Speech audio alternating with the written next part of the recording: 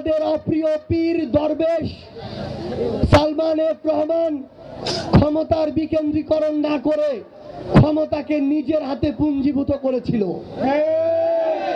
এই দরবেশ এই শাসনামলে যেখানে নবাবগঞ্জ এবং দোহার দুইটি আসনে বিভক্ত ছিল, দুইটি আসন হলে যেখানে ডবল উন্নতি হতো, সেখানে দুইটি আসনকে এই আমলে একটি আসনে পরিণত করেছিল। আমরা দেখছি এই দোহার ঢাকা জেলার একটি উপজেলা এবং ঢাকার এত নিকটে আছে, ঢাকা থেকে 300-400 কিলোমিটার দূরে একটি জেলায় গ্যাস পৌঁছে যায়, অথচ এই দোহারে আমার মায়ের ওই চুলায় গ্যাস পৌঁছায় না।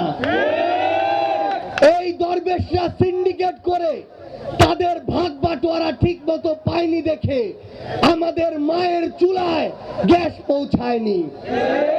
এই দোহার নবাবগঞ্জের এক পার পদ্মার স্রোতে ভেঙে যাচ্ছে।